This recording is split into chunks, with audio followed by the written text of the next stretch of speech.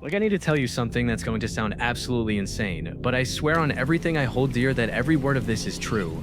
Jack the Ripper isn't just some Victorian serial killer whose crimes ended in 1888. He's not just another cold case gathering dust in Scotland Yard's files, or another urban legend that tourists chase through London's East End. What do you think really happened with Jack the Ripper? Please comment below because this case continues to evolve and people are still experiencing terrifying encounters that connect to those original Whitechapel murders. New research in 2024 and 2025 has uncovered disturbing theories that suggest the Ripper wasn't just a man. He was something far worse, something that feeds on terror and violence and has never actually stopped hunting. The fog that shrouded London in 1888 never really lifted, and if you know where to look, if you're brave enough or foolish enough to walk certain streets after midnight, you can still feel his presence stalking through the shadows between the gas lamps. This isn't just another true crime documentary or paranormal investigation.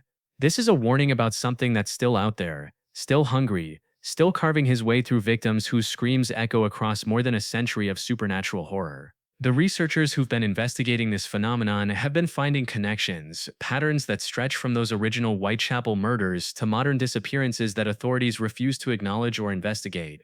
They're calling it the Ripper phenomenon, a cyclical manifestation of evil that returns whenever conditions are right, whenever fog rolls through narrow alleys and desperate people walk alone in the darkness. London in 1888 was a city diseased with poverty and despair, a sprawling maze of narrow alleys and crumbling tenements where the gas lamps cast more shadows than light and the fog rolled in from the Thames like smoke from some vast crematorium. Whitechapel was the festering heart of this urban nightmare, where women sold their bodies for pennies and men drank away their wages in gin houses that reeked of vomit and broken dreams. The streets were cobblestone rivers of filth, running with rainwater mixed with human waste and the blood of slaughtered animals from the nearby meat markets. Victorian London's East End was a perfect hunting ground for predators, a labyrinth where screams were common and death was cheap, where the police were understaffed and overwhelmed by crimes they couldn't solve and violence they couldn't prevent. The fog was the worst part. Thick, yellowish clouds of industrial smoke and moisture that turned familiar streets into alien landscapes that muffled sound and distorted vision until you couldn't tell if that shape moving toward you was a friend or a monster. It was in this fog that something began to hunt. Something that understood how to use the darkness and confusion to its advantage. Something that seemed to materialize from the very mist itself like a nightmare given physical form. The residents of Whitechapel had grown accustomed to danger, but they'd never faced anything like what was coming for them in the autumn of 1888. The first killing that truly announced the arrival of Jack the Ripper happened on August 31st, 1888, when Mary Ann Nichols was found in Bucks Row with her throat cut so deeply that she was nearly decapitated. But it wasn't just the brutality of her death that sent shockwaves through Whitechapel. It was the precision of the cuts, the almost surgical skill that suggested her killer wasn't some drunken client or desperate thief, but someone who knew exactly what he was doing and took pleasure in doing it well. The discovery scene was like something from a horror story, with Mary Ann's body positioned in a way that seemed deliberately theatrical, as if her murderer wanted to make a statement about his capabilities and intentions. Witnesses who found her described an overwhelming sense of dread that seemed to emanate from the corpse itself, a feeling that something unnatural had touched that narrow alley and left behind more than just blood and death. The fog that night was particularly thick, rolling through the streets like living thing. And several residents reported hearing footsteps that seemed to come from everywhere and nowhere, echoing off the brick walls with the measured pace of someone who was in no hurry to escape. Police who arrived at the scene noted that the killing appeared to have been carried out with surgical instruments rather than common knives, suggesting that the perpetrator had medical knowledge or experience with human anatomy. But what disturbed them most was the complete absence of defensive wounds. Mary Ann hadn't fought back, hadn't struggled, almost as if she'd been paralyzed by fear or some other force that prevented her from resisting her attacker. The newspapers seized on the Whitechapel murders with the hunger of sharks sensing blood in the water, turning each new killing into front-page sensation that sold papers by the thousands while spreading panic through London's working-class neighborhoods. Headlines screamed about the Whitechapel fiend and the leather-apron killer, creating a media frenzy that transformed a series of brutal murders into a national obsession that reached far beyond the borders of the East End. The press coverage was relentless and sensationalized, with reporters prowling the streets of Whitechapel like vultures, interviewing terrified residents and publishing graphic details that seemed designed more to titillate readers than to inform them about the actual investigation. It was the media that coined the name Jack the Ripper after receiving a series of taunting letters allegedly from the killer himself. Though many historians now believe these letters were hoaxes created by journalists looking to keep the story alive and profitable, The name stuck because it captured something essential about the killer's nature. Not just his method of murder, but his apparent enjoyment of the terror he was spreading. His understanding that fear could be as sharp and effective as any blade. Families began locking their doors earlier. Women started traveling in groups, and men took to carrying weapons as the entire city descended into a state of paranoia that fed on itself and grew stronger with each passing day.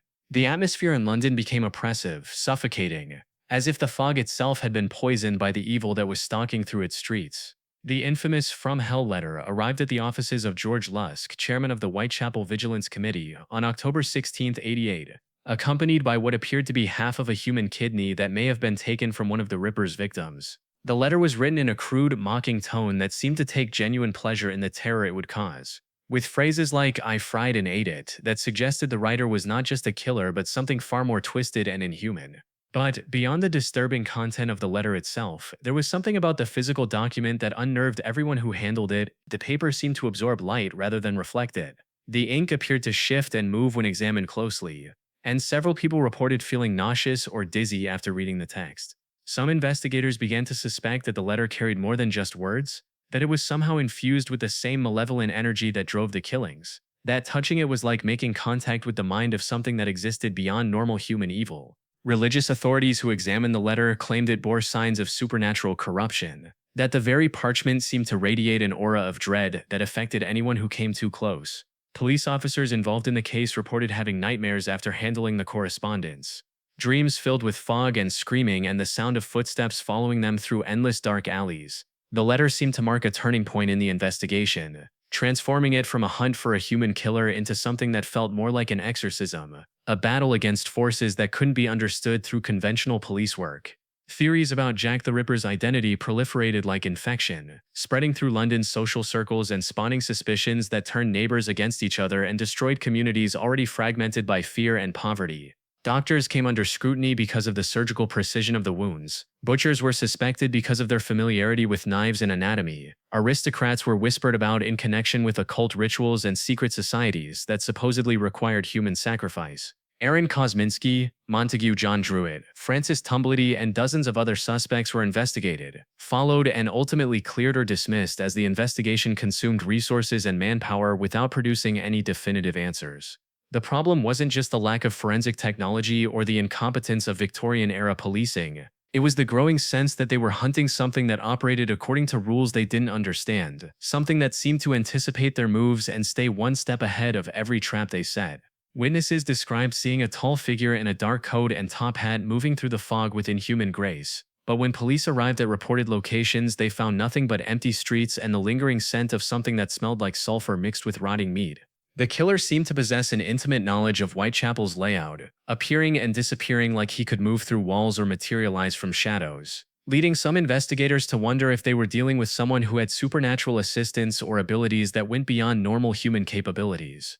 As the investigation dragged on without results, public confidence in the police eroded completely, and vigilante groups began forming to patrol the streets and dispense their own violent justice to anyone they deemed suspicious.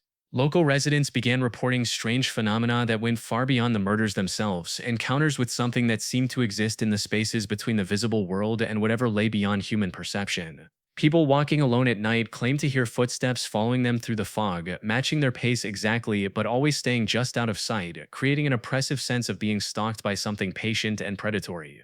Others described seeing a tall shadow with a distinctive silhouette, the outline of a top hat and long coat that appeared at the far end of alleyways before dissolving back into the mist like it had never been there at all.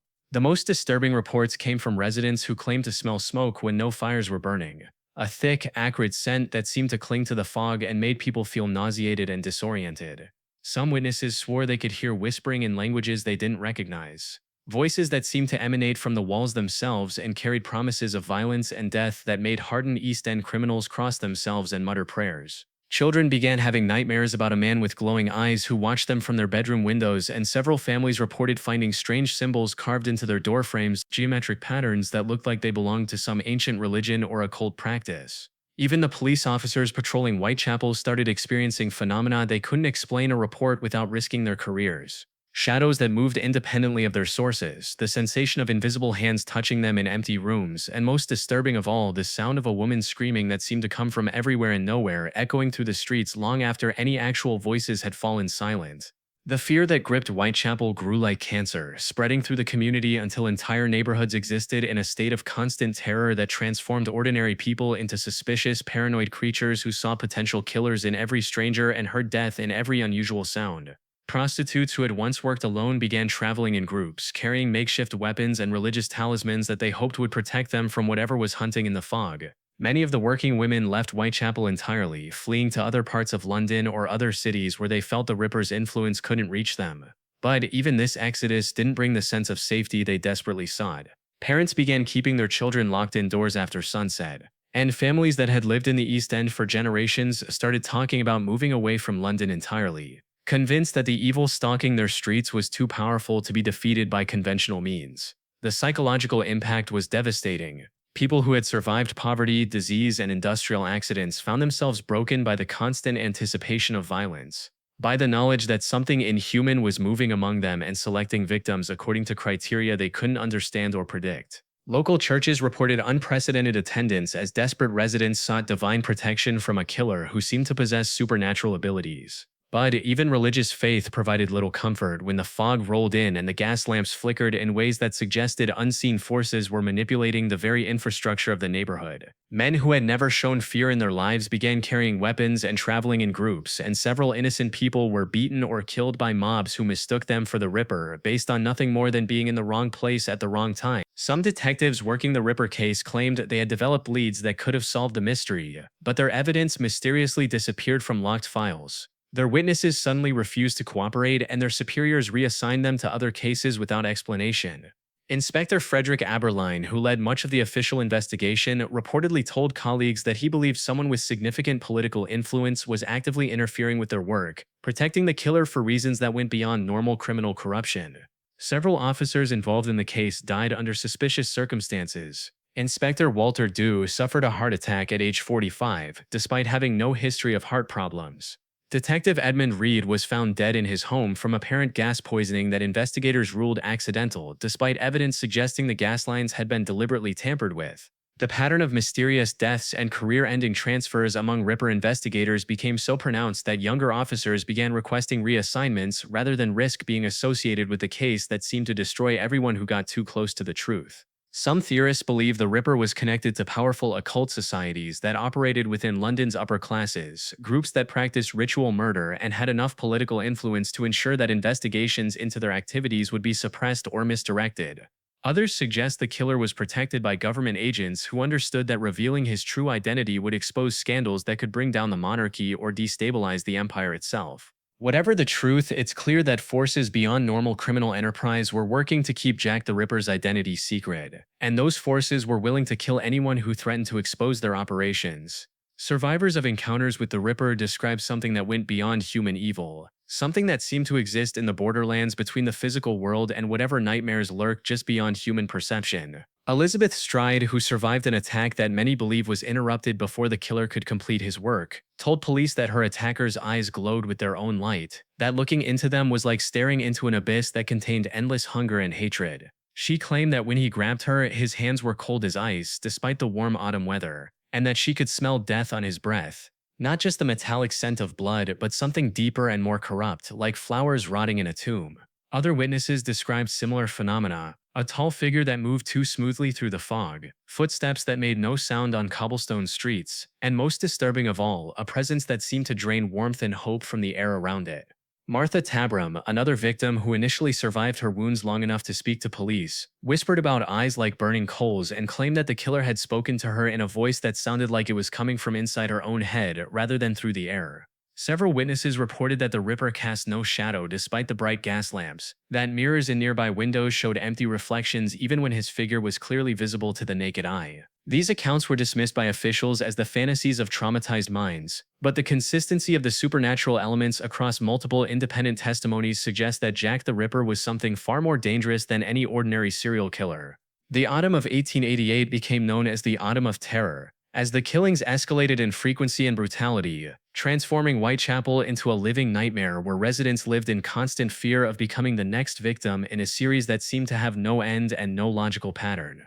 Annie Chapman was found on September 8th with her organs removed with surgical precision. Catherine Eddowes was discovered on September 30th with her face mutilated beyond recognition, and Mary Jane Kelly was killed on November 9th in an orgy of violence that left investigators questioning whether they were dealing with human agency at all. Each murder was more savage than the last, as if the killer was feeding on the terror he created and growing stronger with each life he took, developing an appetite for violence that couldn't be satisfied by conventional means. The psychological impact on the community was devastating. Children stopped playing in the streets, women refused to leave their homes after dark, and men organized vigilante patrols that accomplished nothing except to spread the atmosphere of suspicion and fear to every corner of the East End. Local businesses began closing early, churches held special prayer services for protection from evil, and several families abandoned their homes entirely, preferring homelessness to living in a neighborhood that had become synonymous with supernatural terror. The fog during this period seemed thicker and more persistent than anyone could remember, rolling through the streets like a living thing that carried whispers and screams from previous victims, creating an oppressive atmosphere that made even the bravest residents feel like they were being watched by invisible eyes. Police patrols were doubled and then tripled, but the killer continued to strike with impunity, always managing to find victims in the brief moments when they were alone and vulnerable, always disappearing back into the mist before help could arrive. Stories about Jack the Ripper spread far beyond London, carried by sailors and merchants and travelers who transformed the Whitechapel murders into a global legend that took on a life of its own in the collective imagination. Port cities around the world began reporting similar killings. Women found with their throats cut and organs removed, murders that bore the same surgical precision and ritual elements that had characterized the original Ripper crimes. Some researchers believe these copycat killings were inspired by newspaper accounts, but others point to evidence suggesting a more disturbing explanation, that the same entity responsible for the Whitechapel murders was capable of traveling vast distances, either through supernatural means or by possessing different human hosts in different locations.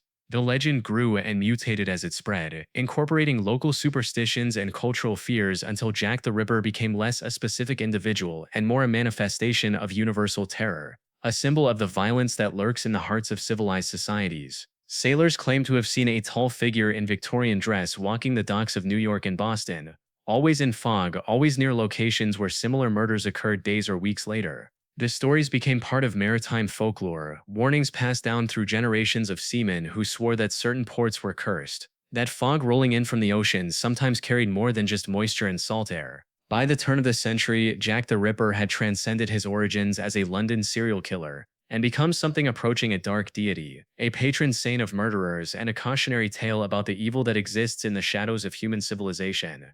The Yorkshire Ripper killings of the 1970s revived global interest in the Jack the Ripper legend, as Peter Sutcliffe's crimes seemed to echo the original Whitechapel murders in disturbing ways that went beyond mere coincidence. But it was the emergence of social media and internet culture in the 21st century that truly gave new life to the Ripper phenomenon, creating platforms where researchers, conspiracy theorists, and armchair detectives could share information and theories about connections between historical and contemporary crimes.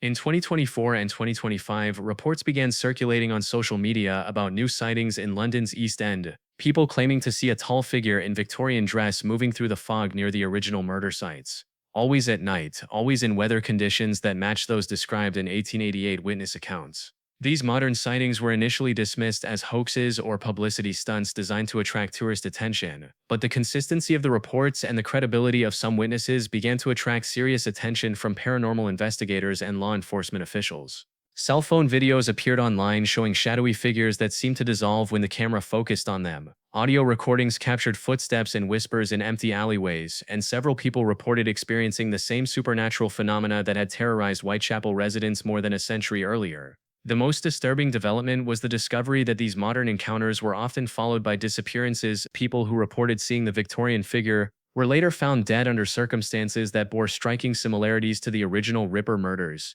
Contemporary paranormal researchers have begun documenting patterns that suggest the Jack the Ripper phenomenon extends far beyond the historical murders of 1888, connecting seemingly unrelated killings across multiple countries and time periods through shared supernatural elements and ritualistic details. Dr.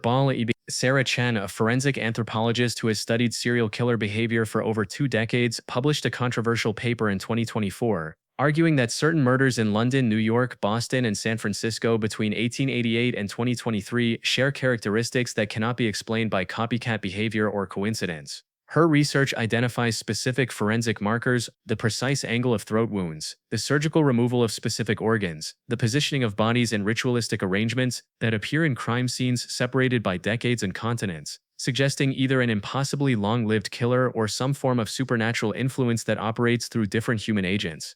Law enforcement agencies in multiple countries have begun sharing information about unsolved cases that match the Ripper profile, though most officials are reluctant to acknowledge publicly that they might be dealing with paranormal phenomena. The most compelling evidence comes from London Metropolitan Police files that were declassified in 2023, revealing that investigations into Ripper-style murders have been ongoing continuously since 1888, with new cases appearing roughly every 15 to 20 years in different parts of the city. These modern investigations have been conducted in complete secrecy, with detectives reporting the same supernatural experiences that plagued their Victorian predecessors.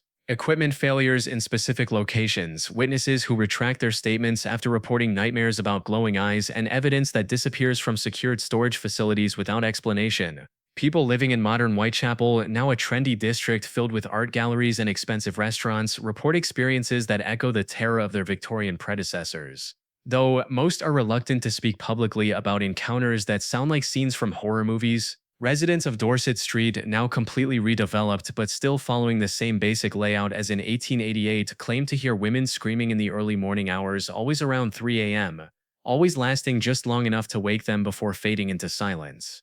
Others describe seeing fog rolling through the streets on clear nights. Fog that seems to move with purpose and intelligence, pulling around certain buildings and street corners where original murders took place.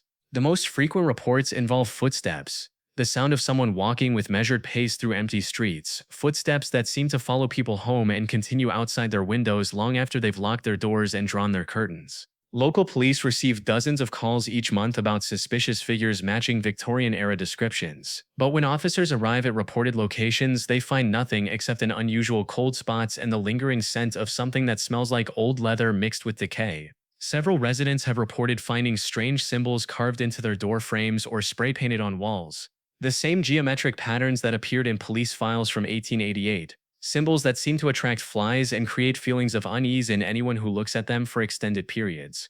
The phenomena seem to be strongest during autumn months, particularly in October and November, when the original murders reach their peak intensity. Social media platforms and online forums have become breeding grounds for Jack the Ripper theories and contemporary sightings, with dedicated communities of researchers sharing information, analyzing evidence, and documenting new encounters that seem to connect the historical murders to ongoing supernatural activity. Reddit's r/Jack the Ripper and r/Whitechapel Mystery have become clearinghouses for amateur investigators who spend countless hours analyzing Victorian-era police files and comparing them to modern crime reports, looking for patterns that might explain the persistence of the Ripper legend. TikTok users post videos of their visits to historical murder sites, often capturing unusual phenomena that skeptics dismiss as camera tricks or atmospheric effects, but which believers interpret as evidence that the Ripper's influence continues to manifest in the physical world. YouTube channels dedicated to true crime and paranormal investigation have produced hundreds of hours of content exploring every aspect of the Ripper case,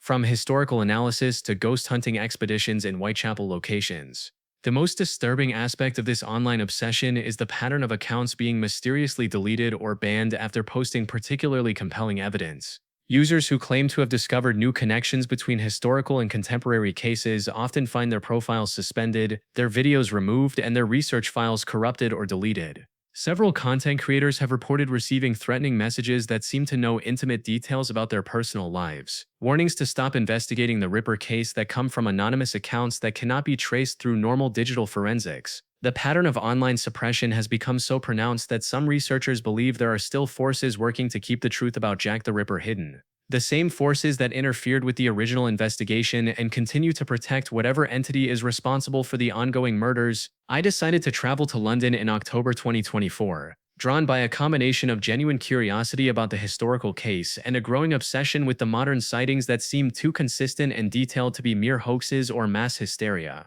My plan was to spend a week walking through Whitechapel, visiting the locations where the original murders occurred and documenting any unusual experiences or phenomena that might provide insight into why the Ripper legend continues to generate such intense fear and fascination. I arrived on a Thursday evening when thick fog was already rolling in from the Thames, creating the same atmospheric conditions that had provided cover for the original killer more than a century earlier. My hotel was located on Commercial Street, just a few blocks from several of the historical murder sites. And from the moment I checked in, I began experiencing the sense of unease that seems to permeate the entire area. The fog was unusually persistent and thick, remaining at street level even when weather conditions suggested it should have dissipated, and it seemed to muffle sounds in ways that made ordinary urban noise fade into oppressive silence. On my first night, I walked from my hotel to Bucks Row where Marianne Nichols had been found and immediately felt the weight of invisible eyes watching my every movement. The sensation was so strong that I repeatedly turned around expecting to see someone following me, but the fog-shrouded streets remained empty of any visible presence. As I stood in the location where the first canonical Ripper victim had died, I began to understand why so many people reported supernatural experiences in these areas. There was something fundamentally wrong with the atmosphere, something that made ordinary skepticism feel naive and dangerous. By my third night in Whitechapel, I had walked past all the major murder sites and begun to notice patterns that weren't mentioned in any of the guidebooks or historical accounts I'd read. Certain street corners seemed to attract fog more heavily than others, creating pockets of dense mist that persisted even when the surrounding areas cleared. The sound of my own footsteps echoed differently in specific locations, as if the pavement itself was hollow or the air had changed density in ways that shouldn't be possible. Most disturbing were the smells, sudden whiffs of something that reminded me of old leather mixed with decay, scents that appeared and disappeared without any visible source and seemed to follow me from location to location. On Friday night, as I walked down Dorset Street around midnight, I began to hear what sounded like another set of footsteps matching my pace exactly, but offset by just enough to create an echo effect that made it impossible to determine the direction from which the sound was coming. I stopped several times listening carefully for movement, but each time the mysterious footsteps would cease exactly when mine did, creating a synchronization that felt deliberately taunting.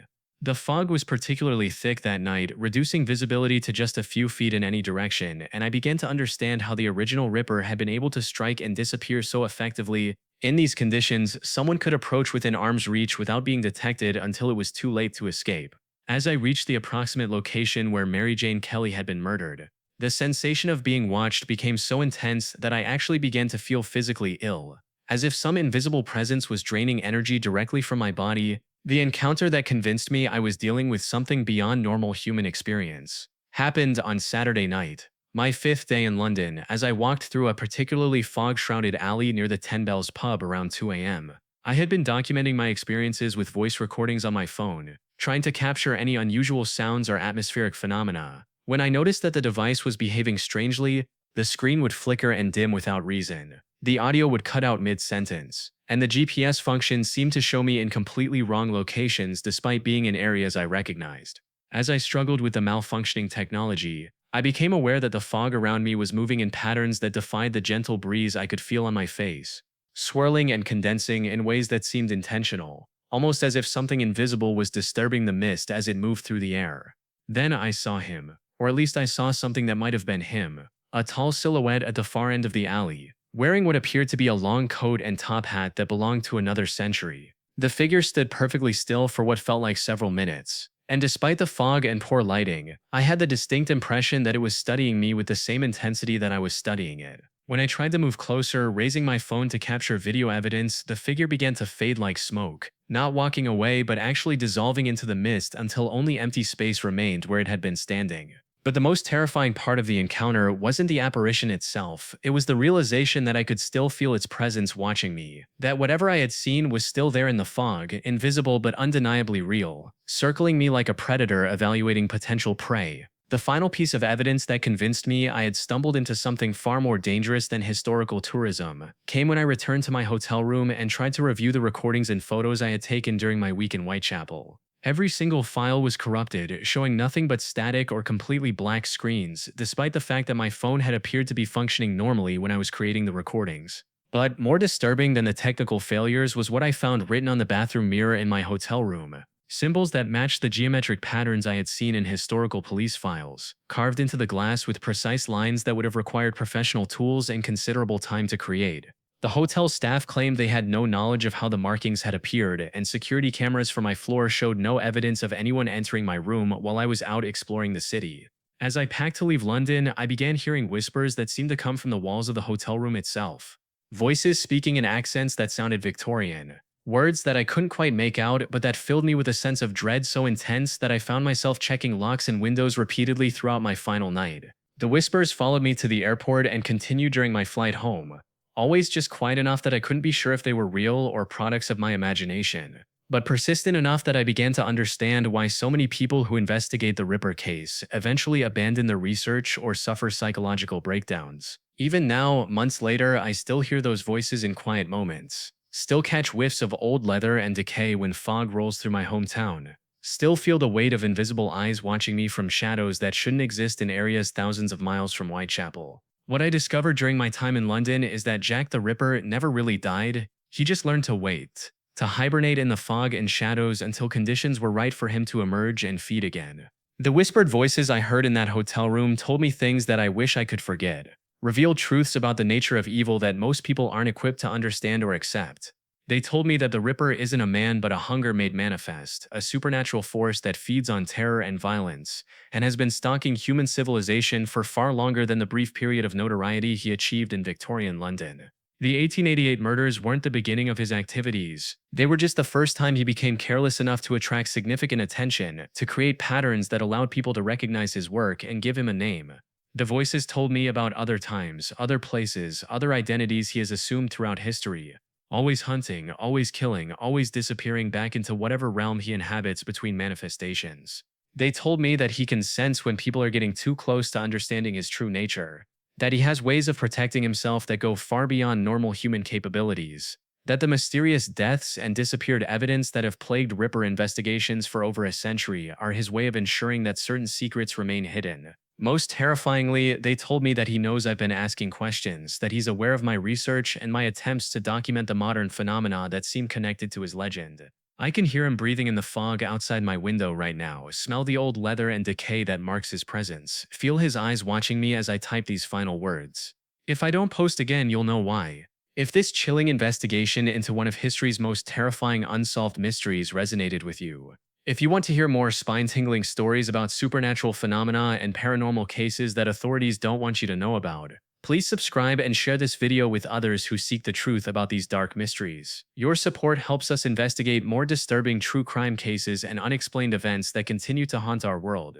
Don't let these stories disappear into the fog. Hit that subscribe button and help us uncover more ghost stories, paranormal investigations, and eerie phenomena that demand to be exposed. Together, we can shine light into the darkest corners of the supernatural world and reveal the terrifying truths that lurk in the shadows of our reality.